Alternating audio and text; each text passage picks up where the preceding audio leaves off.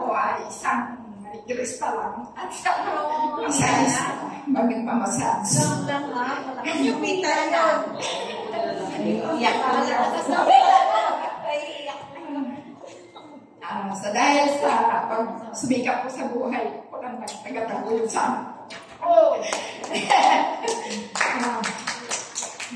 service araw-araw, manicure, pedicure, foot spa, at massage din. Nagdala ako ng mga paninda. Lahat-lahat ng paninda, dala ako na po. Daming paninda? Iiyak personal collection. Naiyak sa pangalan. Natuwa lang ako. Kasi first time ko talaga ako salita ng stage. Di ko alam kung paano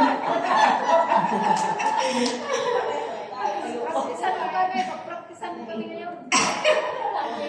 Dahil sa sobrang trabaho, araw-gabi, kung may tumawag, pinupuntahan ko para magkapila ako para may pambili ng pagkain sa mga sapo ko, makatulong ako sa kanila. Then, kasi may kasama ako, wala talagang pangarap sa buhay. Then, yun, sa sobrang trabaho, dumating ng time na nagkaroon ako ng arthritis, nagka-gout, namaga yung paa ko. Hindi ko pa alam na ano gagawin ko. Pagpunta ako sa doktor, balik-balik din ng sakit ko. Then, merong nag-invite sa akin, si Ma'am Evelyn, si Ma'am Bibi, Carmen Delia Carlos, invite niya ako, dinala ako dito. Nung narinig ko po yung stem cell na ang galing-galing talaga, sabi nila. Then, sabi ko, gusto ko yan talaga. Kaya yun yung, nagtanong ako sa kanya ko, magkano ba yung stem cell? Sabi niya, may kamahalan. Sabi ko, sige, gawa ako ng parang, unti-unti ako ng ipon, then, nakatulong din po ako, may tumulong din sa akin. Nagpasalamat ako talaga kay Ma'am Arlene Esperanza Soriano, din, tinulungan niya ako, nag-provide siya sa akin. Then, ayun, sa pagpasalamat ko sa kanya, minutipid niya ako na super salamat talaga. Gumaling ako, nag-take ako, binigyan ako ng isang bote. Grabe ang salamat. At nagpasalamat ako kanila kay Ma'am Doc Jema, dito sa lahat, kay Ma'am Aubrey, sa lahat dito. Salamat sa inyo. Dahil dito sa stem cell, talaga in-introduce ko sa lahat ng aking mga customer. Awa ng Diyos, kahit habang ako nagmamassage, nagsalita. Sabi ko, i-google mo yan, ma'am. I-google mo yan. Tingnan mo anong benefits yan. Yun, yung din sila doon sa ng principal, dahil sa ginagoogle niya, sabi niya, Ate Nancy, dalhan mo ako isang bote. Ayun, dinalhan ko, ang laki ng tulong talaga. Hindi ko namalayan po wala namang puhunan akong ginawa. Introduce lang po talaga. Din sa tulong nila ni Ma'am Dima, ni Ma'am apply na Arlene, dinumutubit ako niya sa araw-araw. Thank you, Lord. Andito ako. Grabe ko minsan.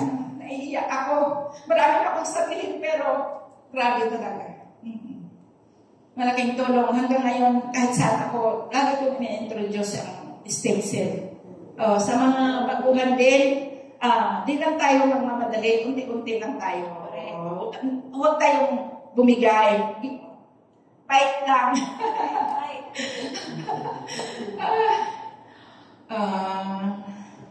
Ayun lang po. Maraming salamat sa mga salamat. God bless.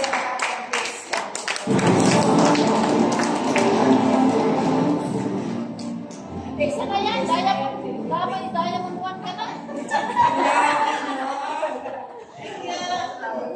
Alam kasi ang journey nito. Hindi nag-give up yan. Grabe. Diba? Yung Hindi niya kaya. Hindi niya marami. Sunod na magsalita marami. Umpisa naman lang ni Pastor. Mag-iyak ka na lang tayo. nung bago lang ako sa highway, kapag ganyan may umiiyak, sabi ko, ang okay naman. Gumaling niya, mama. Bakit kailangan umiyak? Yun lang naman. Yung gano'n. Pero, ako din, nangyari din sa akin yun. Dati. Tapos ganyan yung first time na humawak ko ng microphone, yung nauuto pa ako dati, feeling ko noon, grabe ako nauuto sa akin. Hanggang sa yun, kahit sobrang kaba ko, sobrang hiya ko, pumayag pa rin ako ng salita sa stage. So, ang ginawa ko, yung sasabihin ko, sinulat ko, sabi ko, babasahin ko na lang kasi hindi ko yata kaya yung salita. Dahil, grabe na yung kalabuhi. Grabe talaga yung kaba ko. Tapos, habang binabasa ko yung sinulat ko, ay tinitingnan ko yung sinulat ko, hindi ko talaga nababasa. Hindi ko alam ba't ganun. Grabe pala. Sino nakaranas ng ganun kaba? Grabe. Yung may binabasa ka pero hindi mo nababasa, hindi mo nakikita. Grabe. Ano kaya yung psychology doon? Matthew, baka kaya mo i-explain mo. Wala. So, natural talaga yun, no? Oo, natural yun. Pero nawawala naman pala yun. Tingnan niyo ako dito ngayon. Hinihintay ko nga yung kaba eh. Pero parang wala na akong kaba. Pero dapat just be natural. Wag mo gayahin si ganito. Ikaw, yung kung ano lang yung meron ka, kung ano lang yung kaya mo, kung ano lang yung totoo. Ate Nancy, nagsinungaling ka ba? Gumaling ka ba talaga? Gumaling na nga. Pwede na tumakbo. Actually, totoo yun. So imagine, di ba, kung hindi dahil kay Portier, baka hindi na niya kaya magmasahe. Yes. Di ba? Kasi hirap na siya maglakad. Kung, ito na naman tayo, hospital na naman. Kung nagpa-check up siya, ang daming iinumin niyang gamot. Kumusta naman yung complications, di ba? So, kaya lagi akong proud na sinasabi na kapag meron tayong Portier lagi sa bahay, makakatipid tayo. Oo. Try muna natin yung Portier. Kung hindi tayo gumaling sa tayo magpa-doktor. Di ba? Para makatipid tayo. So yun, hindi lang si Tita Nancy yung magpapatotoo. Meron pa tayo isa. Yan, si Tita Elizabeth. So, sorry kasi hindi ako marunong mag-di-up, no? Kasi pati ako sarili ko, pag di-up ko sarili ko, sisiraan ko eh. Kaya, kayo na lang po mag-introduce sa sarili niyo, Tita Elizabeth. Thank you so much sa pagtawa.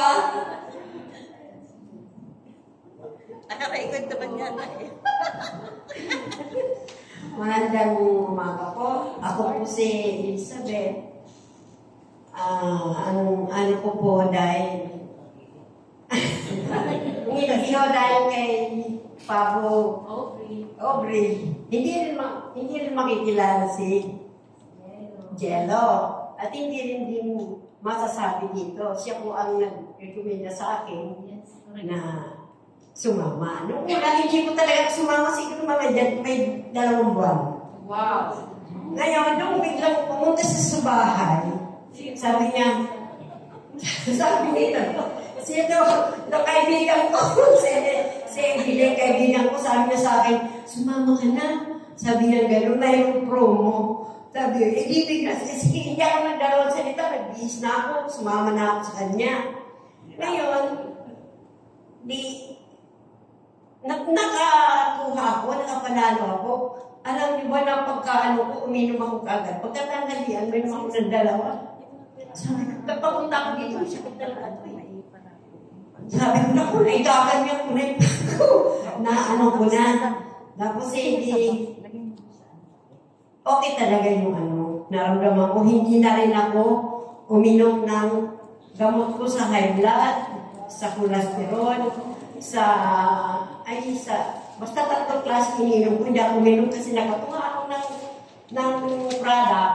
Yun ang talagang ininom ko. Ako swerte naman, dahil kinasunod na sa wala, nakakuha pa rin ako. Eh, nagtuloy-tuloy ko. Eto ngayon, hindi na ako nagtutungkod kasi dati, nagtutungkod po ako pag lumalakad. Ngayon nakakapaglakad na po ako mag-isa. At yung aking bahay, pag umaakit ako ng hagdanan, pagdating ko sa taas, humihingal ako. Alam mo po, dahil dyan sa product na yan, nawala yung hingal ko, nawala yung sulit ng mga balikat ko, at ako po'y nakakakyat na lang mag-isa. Kaya napakagaling ko na ito. Kay Jello, dito sa kaibigan ko. Maraming pong salamat.